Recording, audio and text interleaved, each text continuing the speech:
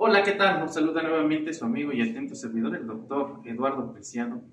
Y continuando con la serie de videos relativas a lo que es el amparo en materia penal, hoy en específico les voy a hablar de lo que sería el amparo directo en materia penal, atendiendo desde luego a lo dispuesto por el artículo 170, fracción primera de la ley de amparo. Pues recordemos que dicho dispositivo contiene dos fracciones y la fracción segunda específicamente nos habla de lo que es el amparo directo contra resoluciones de los tribunales de justicia administrativa que resultan favorables al gobernado y contra los que procede el recurso contencioso administrativo o el recurso de revisión contencioso administrativo ante los tribunales colegiados de circuito. Por lo tanto, no vamos a hacer referencia a dicha fracción. Bajo la anterior tesitura, entonces, vamos a establecer que, atendiendo a lo dispuesto por el artículo 170 de la ley de amparo, el amparo directo va a proceder, en primer lugar, contra sentencias definitivas, entendiendo por estas las que resuelven el fondo del asunto, es decir, resuelven el conflicto penal, determinando la inocencia, la culpabilidad o, en su caso, la prevalecencia del estado de presunción de inocencia con que el imputado llegó al proceso penal. Este lo vamos a clasificar de la siguiente manera. En primer lugar, vamos a tener lo que es el amparo directo contra normas generales, donde ya había explicado en un video anterior que la primera ocasión que por regla general, en este caso, la autoridad judicial va a aplicar una norma, pues precisamente es en la sentencia definitiva, al momento de resolver sobre la inocencia o la culpabilidad del acusado, y donde por regla general puede incurrir en violaciones, por ejemplo, al artículo 14, párrafo tercero de la Constitución Federal, a través de lo que se conoce como una inexacta aplicación de la norma, porque la conducta que se le atribuye al sujeto no es típica, en razón de que de ninguna forma es constitutiva de delito, o porque falta alguno de los elementos de la descripción legal. Sin embargo, la autoridad judicial, extendiendo el ámbito de prohibición de la norma a través de lo que es la analogía o la mayoría de razón, pues extiende ese ámbito de prohibición en forma incorrecta,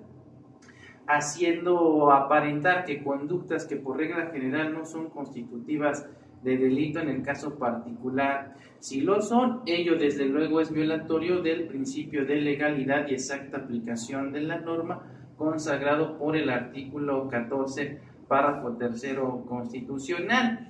Asimismo, también podemos aquí hablar de violaciones, en este caso, a lo dispuesto por el artículo 14, párrafo primero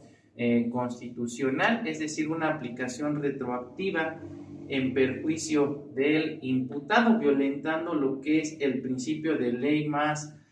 favorable, consagrado en el caso de la Ciudad de México por el artículo 10 del Código Penal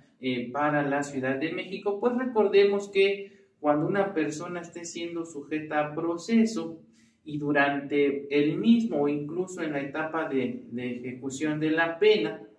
se diere a cabo una reforma, el órgano jurisdiccional de manera oficiosa tendría que analizar cuál de las dos normas le es más favorable, en este caso al justiciable, es decir, si la norma anterior o la nueva, y se debe aplicar retroactivamente la ley, siempre en beneficio de la persona y no en su perjuicio.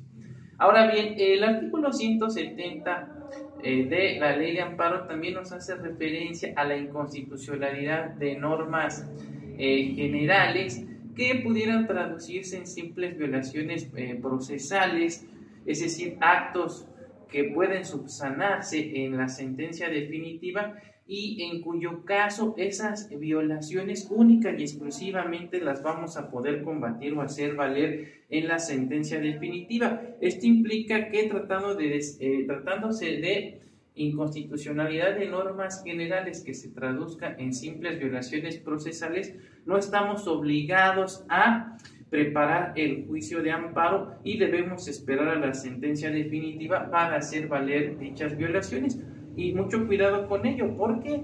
a contrario sensu, si estamos en presencia de violaciones procesales que afecten la defensa del quejoso por trascender al resultado del fallo, es decir,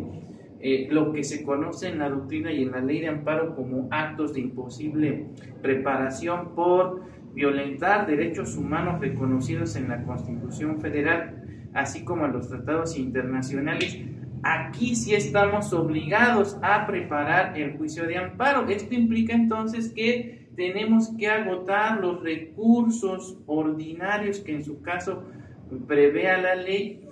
antes de acudir al juicio de amparo. Entonces, tratándose de actos de imposible reparación que se cometan en una fase previa a lo que es el juicio, como pudiera ser la etapa de investigación o la etapa intermedia, tenemos que interponer los recursos en la etapa procesal correspondiente, ya que si no lo hacemos, entonces estaremos hablando de actos consentidos. Y precisamente la segunda hipótesis de procedencia del amparo, tratándose de sentencias definitivas,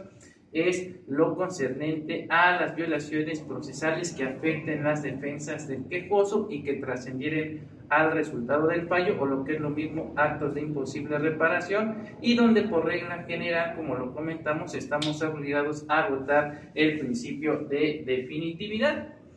Ahora bien, la otra hipótesis de procedencia de lo que es el juicio de amparo es lo concerniente a aquellas resoluciones que declaran el fin del proceso o juicio en materia penal, pero sin resolver el fondo del asunto, es decir, no resuelven el conflicto penal, tal y como pudiera ocurrir con una resolución de sobreseimiento, que desde luego trae como consecuencia el archivo definitivo del asunto. En este caso, contra este tipo de determinaciones procede también el amparo directo. Desde luego, antes de promover el juicio de amparo directo, es importante precisar que de acuerdo a las reglas que establece la ley de amparo en su artículo 170,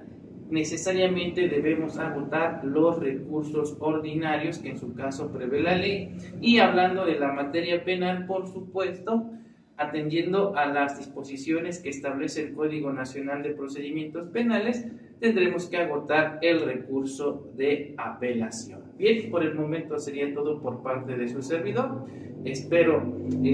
haber ilustrado de la manera correcta las causales de procedencia del amparo directo, y si no, estamos aquí para servirles y nos vemos en un siguiente video. Hasta pronto.